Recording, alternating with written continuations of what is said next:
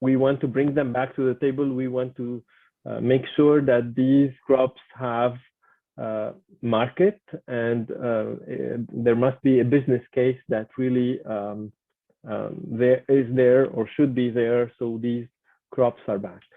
So today we're really honored to have Natasha Santos with us.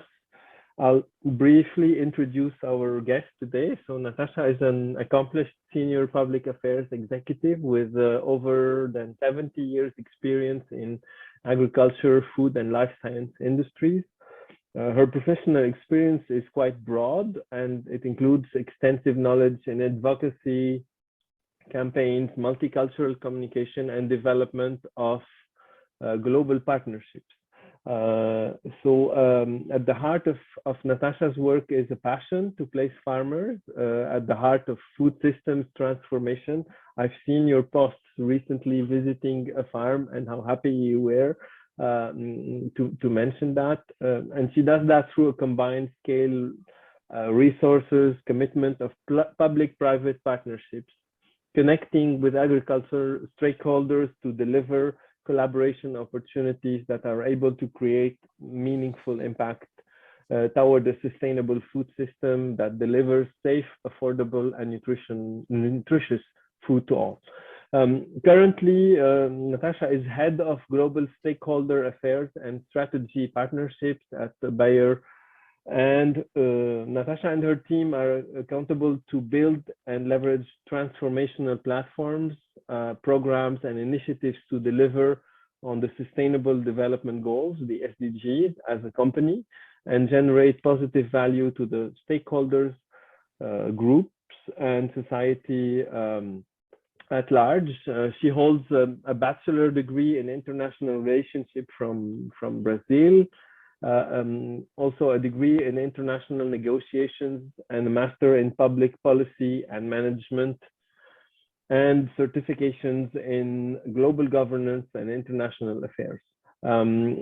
She also is a business at OECD Food and Agriculture Committee, vice chair, and the Chicago Council on Global Affairs Center on Global Food and Agriculture Advisory Board member. So Natasha, welcome. We're very happy to have you today. The dialogue is hosted today by Professor Howard Griffith.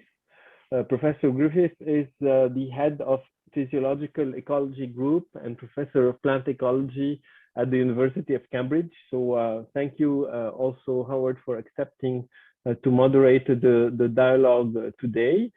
And as a general rule, I leave the floor to Howard and Natasha to start the dialogue, and colleagues and participants who want to put questions to Natasha are welcome to do that in the chat box, and Howard will make sure that it would be taken over. So just a few announcements. The Forgotten Crops Society has a new Twitter account right now, and that's an open invitation for you to follow us, so you can stay tuned about our activities. So without further ado, I'll leave the floor to Howard and Natasha, and thanks again. Thank you very much, Michael. Welcome to all this evening, and it's particularly an honor for me to meet with Natasha, and I'm rather overawed by those amazing qualifications. But more importantly, I think what I hope we will be able to get to develop this evening is a sense of how we in an academic community, what are the requirements of a business case to promote the development or use or marketing of these orphan crops, and what from a business perspective. And I know that Natasha is speaking very much from a private sector lens, an overview from the private sector, not specifically related to her own important role with Bayer, but nonetheless, we'd really like to hear from you. So I'd like you just to start off by sort of making your case, and then I will try to moderate through and chip in occasionally with some questions that occur to me or some that come out of the chat. But most of all, most importantly this evening, the platform is yours, Natasha. So I'll hand over to you, and welcome. Thank you so much. Thank you. First of all, thank you, the organizers, the Forgotten Crop Society. I'm so thrilled to be here today, and thank you, Howard, for moderating. It's my honor, actually, and I'm really looking forward learning from you guys as well. Hope we can have some interaction in this hour, but as well, my door is always open, so I'm always open to follow up with conversation or question anytime. Through my LinkedIn or my email directly. So really looking forward the conversation today. I will indeed talk from a holistic private sector. I will try to be as concrete as possible, bring some examples of what we have advanced in Bayer concretely, but as well things that I've seen other organizations of partners do. So we can have some concrete examples, but I will frame it on how we discuss this within the private sector and how we see as well. And that's a good way to start, because when I was invited to this conversation, the first question and brainstorm I had with my team is, can we decide what is forgotten crops?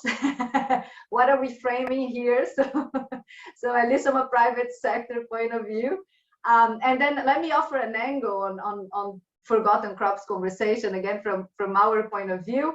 But I'm happy to hear from you and learn from you as well, how you have been looking at orphan and forgotten crops. But with the conversation with my team, this is more or less how we frame it in our mind. So we've done, if you think about an X and Y axis, so we frame it kind of here, looking at R&D investments, and here marketing investments, right? So we created 4 quadrants, but 3 is a special one. So on the top here for us would be the priority crops, or the big 6 in a way, because of many reasons that I hope I alluded to them as I speak, but some priority crops. And here we segmented the forgotten crops in 2 pieces, maybe forgotten and maybe another one maybe neglected, and I will talk about how that came through. But it's really looking at, do they have high R&D investment here from a private sector, but it could be public sector as well, and what is the marketing investment, because consumer demand or market demand from even a sustainability point of view could trigger business cases or elements into the marketing investment as well. And I'll talk a bit about that, but just to start the framing. And then we frame it because of 2 prisma, let's say, one that I just mentioned, R&D, marketing, and then another one from a global and local angle, right? Because not necessarily all crops need to have a global footprint, and actually that's welcome in many cases. And you can have a local business case or a regional business case that actually it triggers a reason for private investment because of local specifics. And now I'll touch upon those as I go here on the rationale. So it's not a challenge that it doesn't have a global footprint. In general terms, there's so many investment funds and so many private organizations that are looking, of course, to opportunities from a regional or even a local point of view, including global organization like ours, but private sector is much bigger than the large multinationals. So yes, that's even a good thing. So just wanted to frame that as a start. So maybe those crops might have been forgotten or passed over by global food system business and some investors, but they are often grown and used locally. So that's the local angle. And there is a business case for that, right? Because they might have a different nature, but the rationale of private investment are similar, and I'll touch on them as I go. So how are they forgot, if I may call like that, right? So if we look at the prism of marketing and research, how are they forgot? So by research, but not marketing. They could be, there are crops that get limited or no R&D, sometimes investment. Here I'm talking about investment, not research only, but really investing on seed varieties and some other elements from public or private sector to improve productivity or value, but they may get substantial marketing investment. And that can start the trigger, hopefully, to bring some R&D investments. But crops like this might be more maybe neglected and forgotten. I don't know. I want to discuss about that with you. But then sometimes some crops can be forgotten by marketing and research, right? Get limited or no investment from public or private sector for marketing or R&D to improve productivity or market appeal, because that marketing investment is about bringing some added value, some elements either to consumer or either to off-takers, which is relevant for the marketing, and then can trigger some R&D investment as well. So what does a business case would mean for the private sector in high level terms here? A business case means that someone will have a reason to invest money to produce and sell the crop to meet the needs of a market segment and make profits, right? So there is a market segment, and I'll talk about market segment in a second, but there's a market segment, and then of course our private sector will aim to make profit. But even if it might be riskier at the beginning of investment, and riskier here, I'm thinking about private sector risk, right? In agriculture is a risky business by nature. That's one of the challenges of investing in diverse crops, because it is a risk sector. It is risk by nature, weather, climate change. There's so many really disease management, insect management, pest management. So there's so many elements that the farmers need to deal with, and the business as a whole needs to be. So it's really riskier. So sometimes when we think specifically about those forgotten, neglected, orphan crops, it could be riskier. But for example, public-private partnerships can help to de-risk or to reduce the risk for initial investments, because they can help to activate the needed data and gather the needed research to make a case. The public and private partnership can be a start point and can convene technical know-how, can help on those impact-driven goals to make the case through ecosystem partnerships. And here impact-driven goals can vary, and I'll bring some examples, but it can be something looking at food security, can be looking at nutrition security, can be looking at perhaps an element in crop rotation, perhaps a crop, and crop rotation is something, so I'll touch a little bit, but it's so important. Maybe a crop can be a critical element on a rotation with other crops, perhaps crops of plants of the same variety, but perhaps crops that are those priority crops. But maybe there's a forgotten crop that is so important to a rotation, because we bring crop rotation is so important because it brings elements in terms of nutrition, soil health, in terms of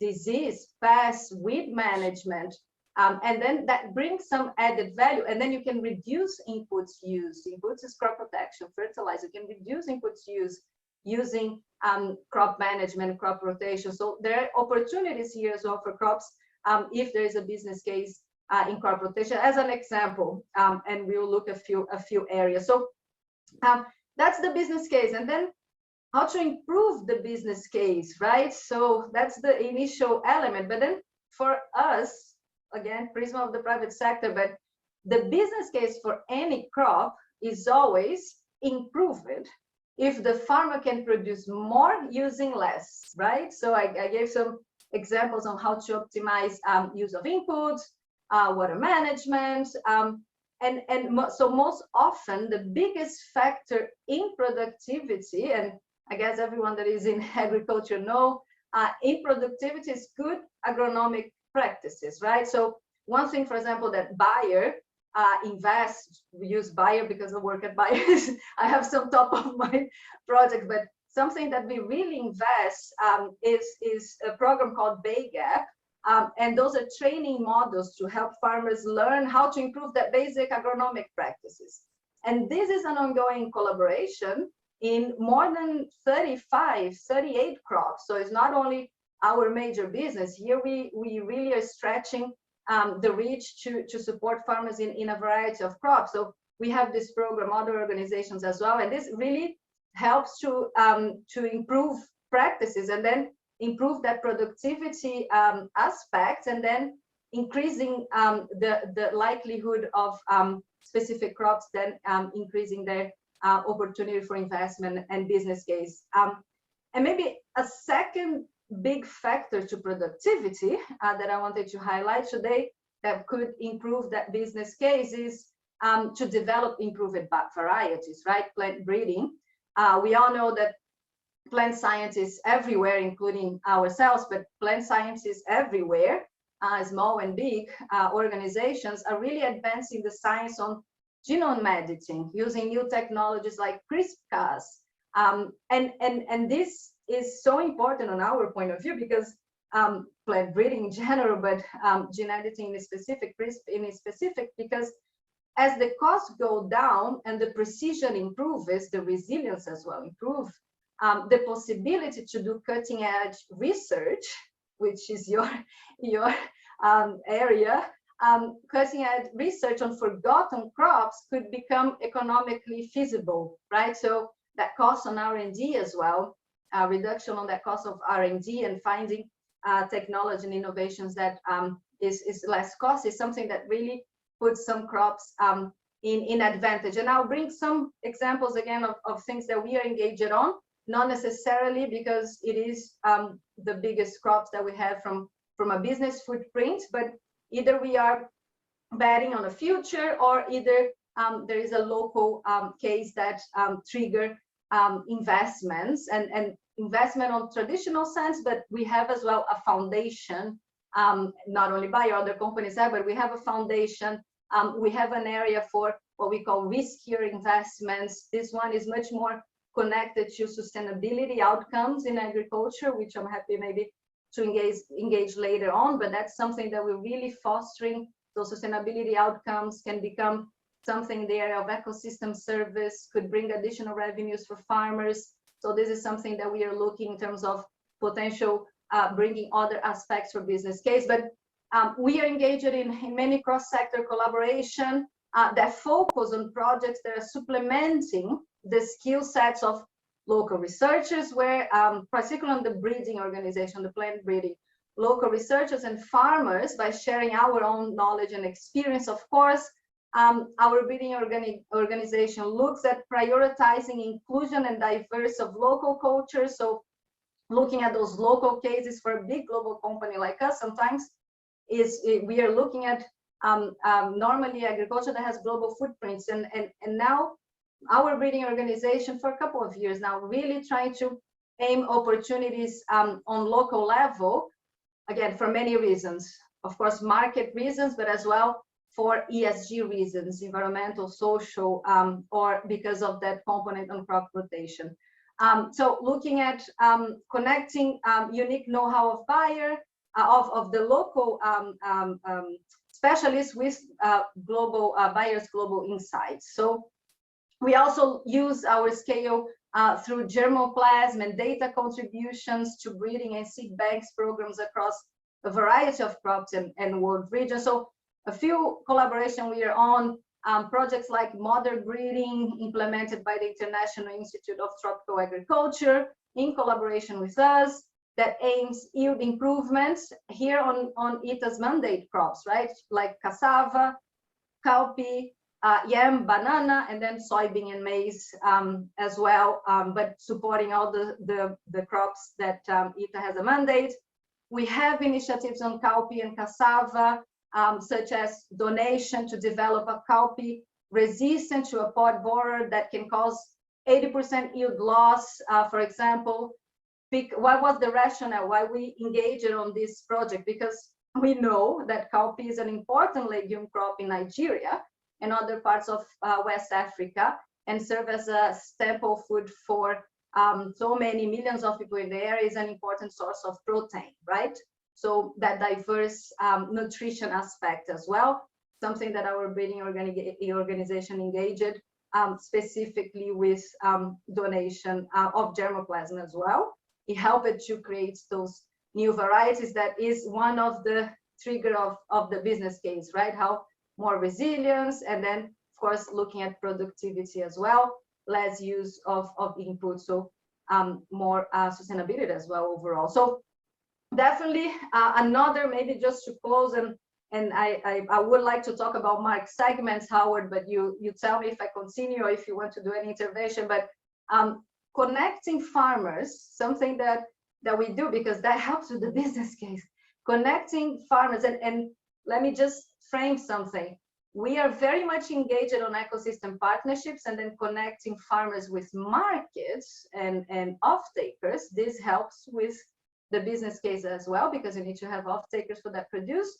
But in our case, for example, we have a significant commitment around empowering smallholder farmers, 100 million all over the world, part of our board of management ESG commitment. And that will make us, of course, work on the 6 priority crops, but look at other crops and think about how we help to enable and create an environment where those other crops as well can have an added value on their business case. There's so many angles that we can collectively think about supporting specific crops all over the world. And I'm mentioning buyers, but so many organizations have similar ESG commitments. That is something that the investors are looking at. So that cascade investment in places, particularly in Asia and Africa, as well as Latin America, where I am from, although I'm talking to you in Germany, I live in Germany. So definitely connecting farmers to their market segments. And then there's the marketing and consumer demands that I mentioned at the beginning. And off-takers is really a critical success if you think about the sustainability of that business case. And of course, the most important thing that the farmers are able to generate revenues and have a sustainable business themselves. So I want to go into market segments just to mention as well how we structure beyond that R&D and marketing, but how we look at local market, food security, niche markets. Should I jump in, Howard, or do you want to do? Yeah, I think that would be great to move on to. Perhaps I could just start by asking you, if in terms of you've given us a great introduction to the overall scope of your activities and all the things you have to take into consideration. Well, if I could ask how you would start with, you mentioned the cowpea specifically. Let's say cassava. Now, cassava is slightly different to many crops that most of us are used to because of the and yams, for instance, where there's a major root or tuber that's harvested relative to above ground. So where do you start when you start to look at the case for a particular crop relative to a more conventional surface? How do you start that evaluation? Cassava. No, that's a great question. Cassava, for example, is the trigger was the nutritional security, so nutritional value. So was engaging on projects that would, for example, have cassava with enhanced zinc and iron. So that nutritional aspect, not necessarily as we see as an added value to the case of the nutritional security of a specific region and country. So cassava, cowpea as well, but those were the trigger that an organization like ours and some partners organization decided to look at those crops specific, in this case, nutritional elements, which is actually something quite significant. Actually, we have been working on this for more than a decade, looking where we were looking from an angle, maybe there is an added value here, now we are looking at an angle, actually there is a bigger conversation because it's that nutritional security of a specific country and region. So maybe not necessarily something that will trigger an added value in terms of premium from a value chain, for example, but it would trigger important value in that community, which would generate some other important, from a private sector, other important value in that community. So cassava was the nutritional security piece, Howard.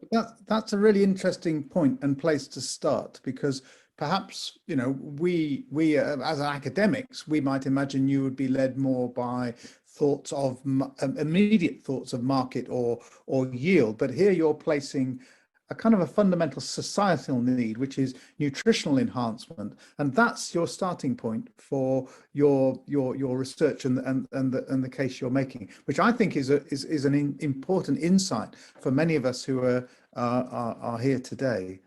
Today, if was maybe perhaps a decade ago, 2 decades ago, the immediate thinking would be we need to have that business case clear.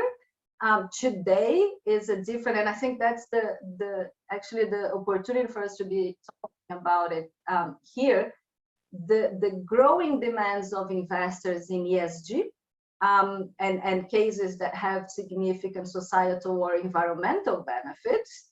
It's something we have to take into consideration as a start point in R&D. Of course, we have to have a business case, but this is more and more relevant to organizations like ours and others in the private sector. So this is something, even from a research point of view, I think that's something that we are in the decade of action, and that's something that companies are really committed to, because this is not going to be sustainable anymore from an investor's point of view. That's a demand from society, but from an investor's point of view as well. So that's what is changing today, Howard.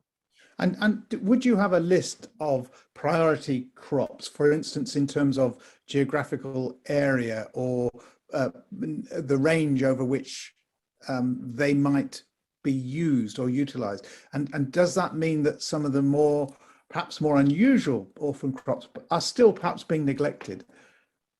That's a great question. I'll take that up and send to you the list. Because I would say we have a big priority in Africa for the next 10 years. So a lot of creative thinking on because of that smallholder commitment that we have.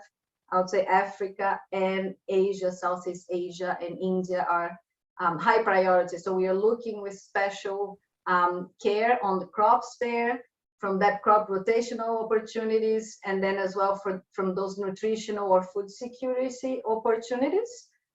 We are not in the business, because not our core here. Bayer, other companies are on more medicinal, although we are a pharma company, but this is not in our scope in our agriculture division. But the nutritional food security aspect is something that we're waving in when we look at a region that we are triggering investments. So that's why I mentioned cassava, and I mentioned cowpea, and I mentioned a few others. But from a regional point of view, I'll say high priority for Southeast Asia, India, and Africa, because of as well our capabilities and the footprint that we have. And then there's a few countries that are priorities in Africa, and I can mention them: Kenya, Nigeria, for example, Ethiopia, South Africa. We have top 5, but looking at Africa with a lot of care as well. So, okay, thanks. And I guess that means that you would be very open to suggestions that perhaps at some point both academic institutions and your commercial business should be looking at crops that perhaps we could bring to your attention, or we could hear about. So you've got an open door in terms of your willingness to look at other crops that are not quite on your list yet. Exactly. And the other day, what was in my desk, and I hope I'm not judged by this community, but it was teff. I didn't even know. Honestly, I heard about it, but I never thought I would have a discussion about teff in Ethiopia. It's not something that is a priority, but we were discussing teff, the small grain grown mostly in Ethiopia. I think some of you might be familiar too. And then we were looking because of the conditions of poor soils. So this is a very resilient crop, but there's not really a market. And we were having discussions about teff a few end of last year, just looking at it and thinking about, is there either for our foundation or for the core business to support here, or support small business in Ethiopia as well, and how we could support farmers. So yes, open door. We are being very open and try to be innovative here on the composition of where do we invest. So we've got some questions coming in, and I'll try to, I won't necessarily be able to deal with pick on every question, but the essence of some is actually where I was actually going with my thoughts as well. So some great thoughts coming in from the audience. But there's a question here about domestication and adding value, and there's another point about cultivating old crops, by which I mean kind of historical crops and the diversity that comes, that may be forgotten in a forgotten crop. There may be some diversity that is available. So to what extent do you think it's important to look at that crop diversity when you're selecting and going forward? And then, so that's sort of using traditional breeding techniques, and then we'll come on to the more advanced breeding that you mentioned in there. But to start with, how do you go about identifying the range of germplasm that might be available from within the collections, both within the local institutions or across countries? And how do you draw on that panel, or how do you collate a panel of that diversity? That's a really interesting question, specific for our breeding organization, and I'm going to take that on with them. But we have a significant when we look at our germplasm, we have a significant business actually in the fruits and vegetables market, right? We are one of the largest breeders in tomato, for example, and strawberry and so on and so forth. So unfortunately, we're still looking at those. We have our top 6 crops, but then those crops which are significant business for us, and that's where our breeding organization, actually we donate a lot of germplasm for public banks as well. Our breeding organization does that, and that's primarily where we're investing on. And then there's some specific R&D targets in terms of varieties that we develop varieties that are more resistant, particularly to droughts because of climate change, and increased resilience. And then that's where the collaboration of our breeding organization is focused on. And then that's where, even when looking maybe on not really traditional crops, is where the breeding organization will look at some R&D targets first, and then go into that collaboration with other organizations, or look at germplasm on that sense, Howard.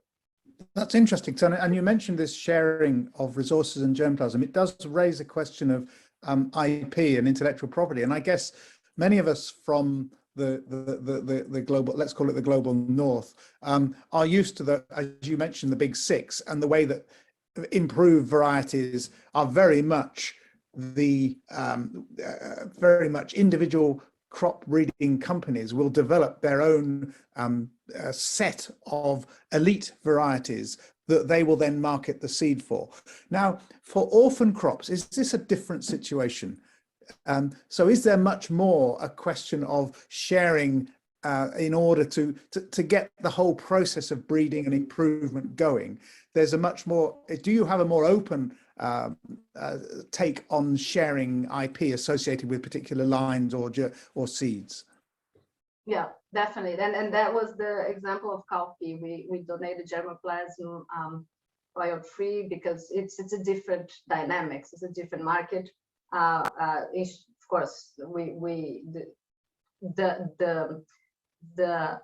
looking at the outcomes that I mentioned to you in terms of, what is the share value, food security, nutritional value. We really want the small business and companies and local companies develop those varieties for many different reasons. So yeah, so on forgotten/neglected orphan crops, yes, we have a different way of looking at it because of many reasons, right? Because of the dynamics of the market, because of specific local conditions. So, and then we have a few examples: cassava, cowpea, even maize. We have a long-standing partnership with the Gates Foundation in Africa as well, developing more resistant varieties there in maize as well. So some specific cases for and specific conditions, yes, we do have, our breeding organization have that approach. That's really interesting and very helpful. There is a question that takes us back a step a little from Francisca here, who's asking about what if a research group or a local regional germplasm collection had a specific crop that they were interested in bringing to your table, what would you want to hear from that particular person? What would be the sort of key points you'd want to hear about before to consider adopting that crop as part of your program? Yeah, first of all, of course, what is the from an agronomic point of view, right? What is in terms of productivity, right? Is in terms of scale. So in terms of markets, is there already a market established, or would we need to jump into partnership to create, or should we bring off-takers as a pilot to support those farmers? But also the number one question that my agronomy team will ask is this really even viable from a agronomic point of view, and looking at aspects of resistance, in aspects of disease and pests and weeds challenge. What are the tools that the farmers are using today? Something that we can optimize, and then scale, not scale in terms of only can we scale all over the world, as I mentioned, but can we make sure it's profitable for the farmer, and it's something that we can come in and help to be sustainable, right? And maybe increase the profitability to the farmer. And the case is really about productivity. And then if there are other elements, as I mentioned, there's this nutritional value, there's that case for the community, then we could look together on how to improve productivity. But it has to have some basic knowledge of the agronomic and the productivity. And then we are looking, as I mentioned, on those aspects of food security and nutritional value, which is important on the conversation as well. And I guess you'd also want to know how it fitted into a particular cropping system, so that whether it was a break crop, going back to some of those questions you raised in your opening piece about the sustainability and how you could see it fitting into a portfolio of these other crops that you're also working with. So I think to answer that question, I think that's the sorts of things. Now, we were also just getting into crop breeding, and you mentioned in your excellent introduction the possibility of doing, as well as this overall survey and looking for germplasm and sharing knowledge about germplasm through public-private partnerships, which I think probably as an audience, we're very pleased to hear that this is an approach that's being adopted and seen as valuable. But you also mentioned more advanced breeding. You specifically mentioned genome editing, and we do have a question which actually picks up on something I was going to ask.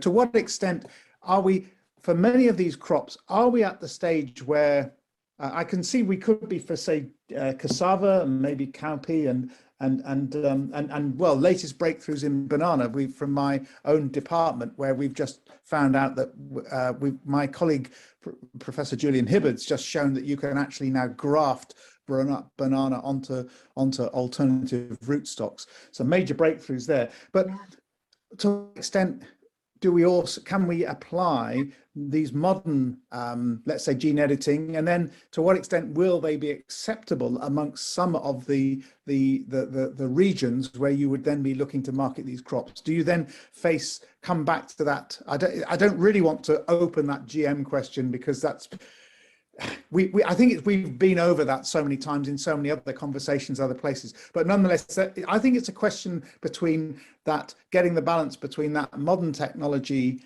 and then the extent that you've then got to get it acceptable and rolled out into communities.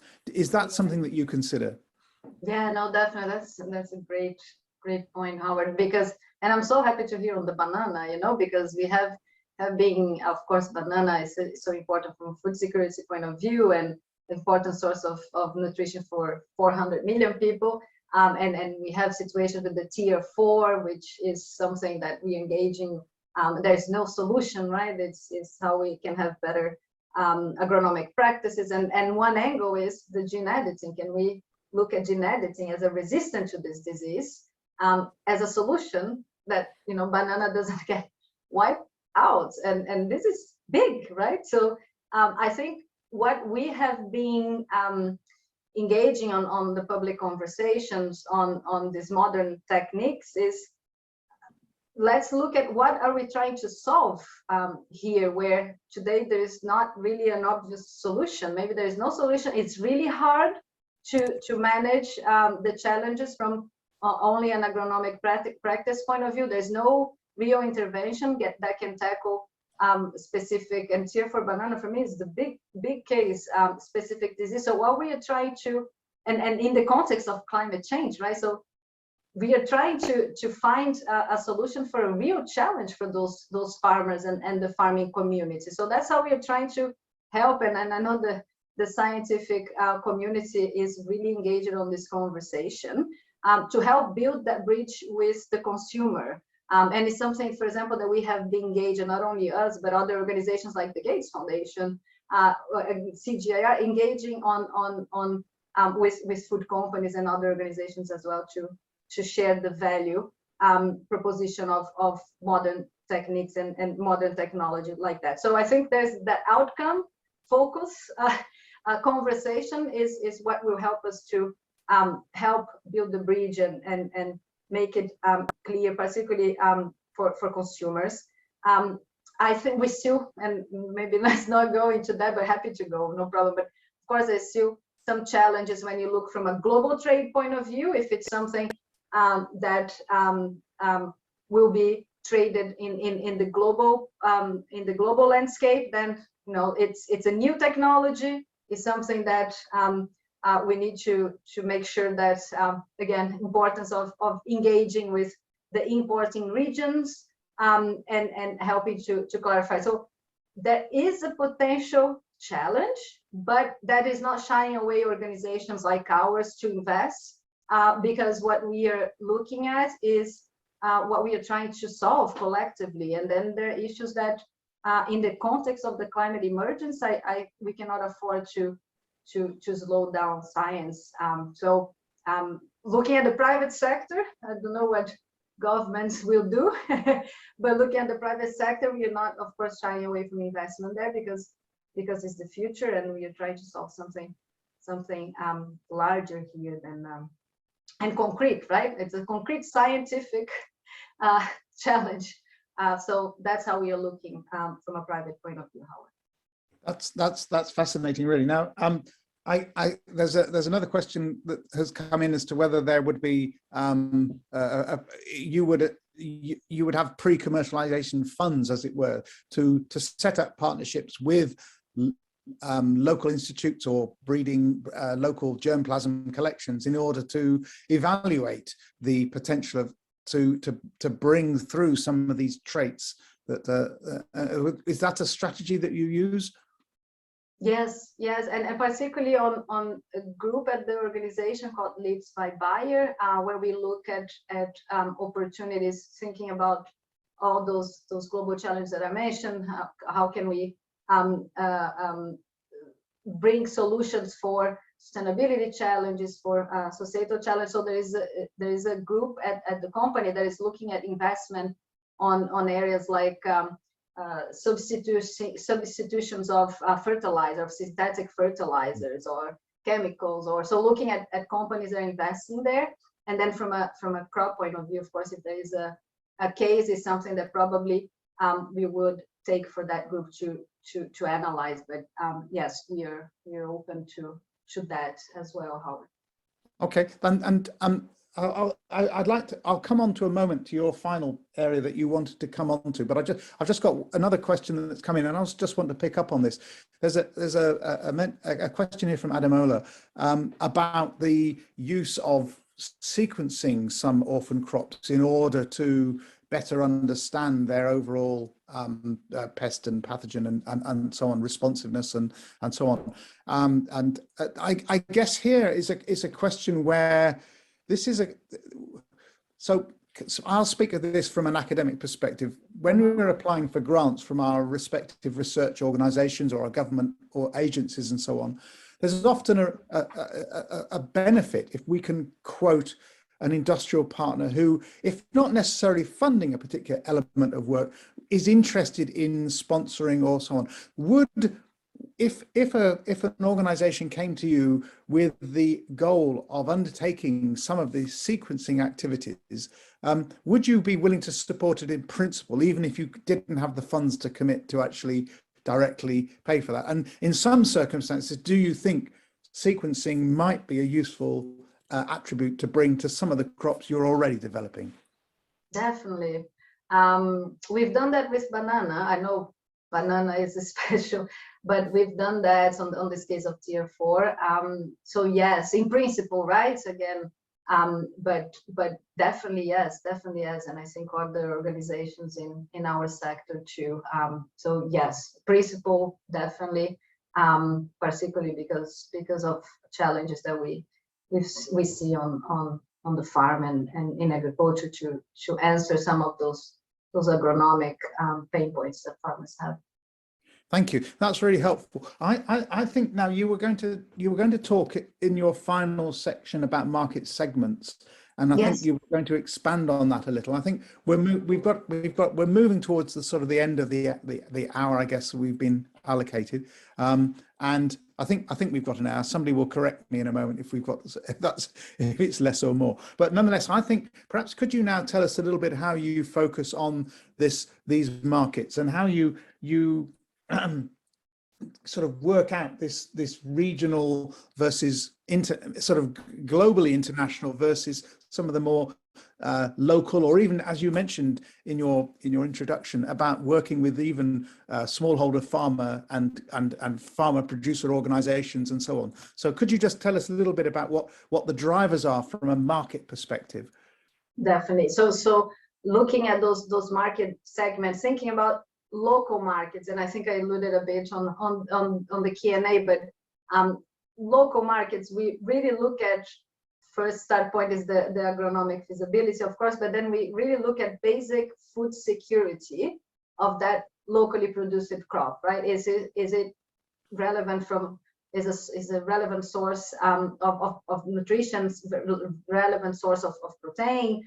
So that food security element in local markets is something that is part of our assessment, thinking about nutrition security, micronutrients locally as well. You know, when you think about healthy diets, and you think about even basic nutrition needs. So that's another element that we look in terms of local markets, and here again talking about the private sector in general terms, and then which could be local and global. We know there are global elements on we call niche markets, but is there, for example, special use, and then the global element comes special use in terms of export, for example, specialty items with broad market appeal, or something high-end food is a food that I love, I really adore, which is quinoa, for example. I eat quinoa a lot, so I'll say like really. So it's there is a market appeal, right?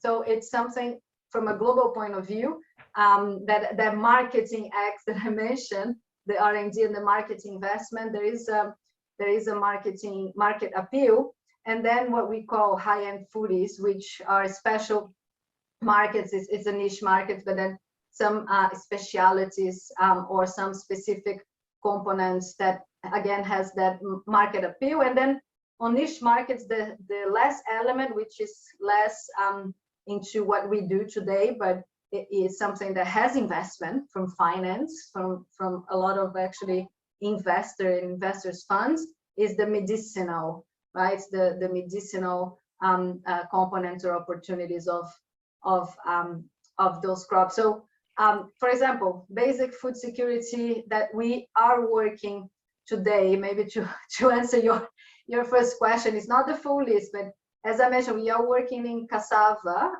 particularly here looking at Africa in countries like Nigeria, for example, because the food value chains are developing, turning into a more formal value-added market for popular local products like gari in Nigeria. So one of the reasons that we have invested and we are looking at it, cowpea as well, Bambara groundnut, for example. We are looking at it actually with the Plant Breeders Without Borders, but it's something that we are looking at it. So teff that I mentioned, teff was on my table. We were thinking about it in Ethiopia. Nutritional security, orange flash sweet potatoes, cassava again, but with that zinc and iron elements that I mentioned to you. We are working on it. Many of those public-private, because public-private partnership help to de-risk that I mentioned at the beginning. So a lot of great organizations as well that you guys are working with and know that help to get private sector in niche markets. We are looking at mint, for example. We have discussions with an NGO in India, peanuts, pumpkin, sesame, for example. Other niche markets in terms of exports. This is more broad crops. Maybe it doesn't fit the forgotten crops, but there's specialty items with broad market appeal, like papaya, watermelons, lentils, cashew, cocoa. Those are something we don't have that much investment, but something that we are looking at. Quinoa. You know what, we actually, unfortunately, although one of my favorite food, is not something that we have much investment, but we know there's a lot of investors fund and other organizations that are investing in quinoa because of that appeal, that global market appeal. And then I guess medicinal, some again, not where we look at, but well, famous cannabis, of course, forgotten crops as a specialty in pharmaceutical factories, for example, that can be part of the pharmaceutical supply chain. Of course, they will have different investment and special business case. Even if we think about molecular genetics and genome editing, looking at that more pharmaceutical and pharma point of view. So we have a footprint on the major crops, yes, and we will continue to invest primarily. But because of those elements that I mentioned at the beginning, investors, because we have that commitment on smallholders, and because there are really opportunities when you look at regional and local markets. So us and other organizations are really looking with special care for those forgotten crops. So we are looking with more diverse eyes and opportunities where we can invest from a market segment point of view, but as well from a crop rotation point of view.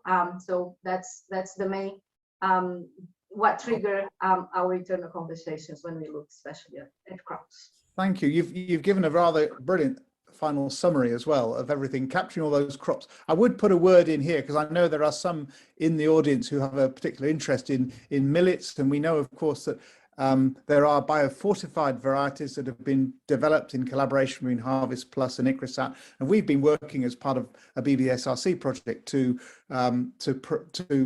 explore the potential for use of those biofortified crops that across contrasting countries using different food preparation methods through our Milneti program. So there are, I would also put wave millets, or bring them to your attention as well, to add to your list as potential, for which a lot of work has already been done on mainly on pearl millet, but also a lot of sequencing now done on finger millets. And because of their high nutrition and their extreme drought tolerance, they are particularly important across sub-Saharan Africa.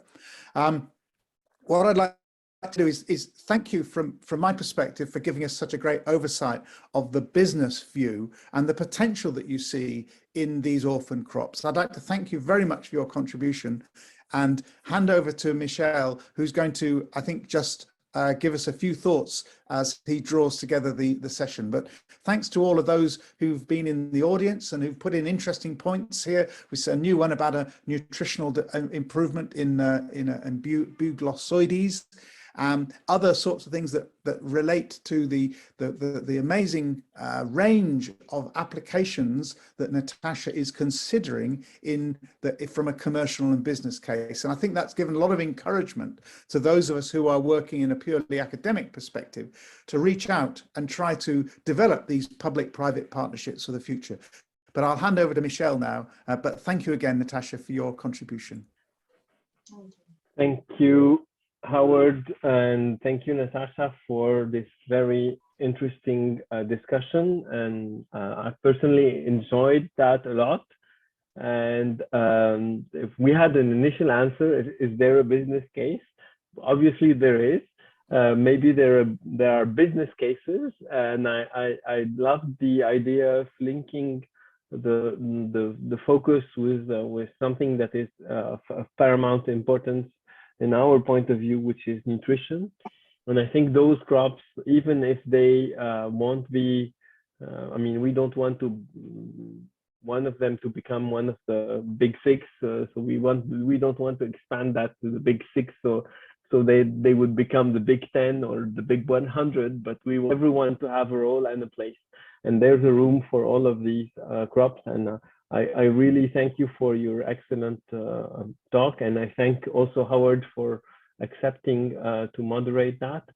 So as mentioned by Francesca, please get in touch with us at the Forgotten Crop Society so we can add you to our mailing list. I've put on the email address of the society and the Twitter account, so follow us so you are aware of our next activity. So hopefully together with Francesca, we were thinking of organizing maybe in March our fourth dialogue, also with a different perspective. And the idea at the end is to foster and promote collaborations, public-private collaborations, but also we would love really at the Forgotten Crops Society to have more people building the society with us. So the society is quite new. We will celebrate in July its first anniversary, and I really invite you to join hands with us so we can build that society all together. And I really want to reiterate my thanks to all of those attended. We had almost like 45 people today, and thank you everyone. So if I can ask you to put up your camera so we can maybe take a picture at the end, if you don't mind. I don't know how to. Oops. Okay. The problem is that the display in my, you still how to change that. Well, let me see. You can click on the view, I think. Yeah, but I guess you're still your screen is the biggest one, and I don't see the others. Yeah. Okay. There's a way of doing that. Francesca, help on this issue because the display is currently, we have you on a big screen. Natasha, it's not like I don't want to have you on the picture. Press gallery, Michelle. Yeah, I think Natasha has to unpin herself. Okay, where is that? So if you can do that, that would be fantastic. Okay, yeah, I managed to do that, which is good. Okay, finally, technology is not resisting me. Okay, so let's take a picture. Thank you so much. And stay tuned to our forthcoming activities. And again, thanks a lot, Natasha, for your time and effort. Thank you, Howard, for moderating, and thank you all for attending. It's always a pleasure to have you and see so many people from different places on different continents with different interests, but with a shared concern about these crops. So thank you again, and have a great evening, night, or afternoon, morning, depending where you are on Earth. Okay, thank you so much, and bye-bye. Bye-bye. Thank you, everybody. Thank you. Bye-bye, Natasha.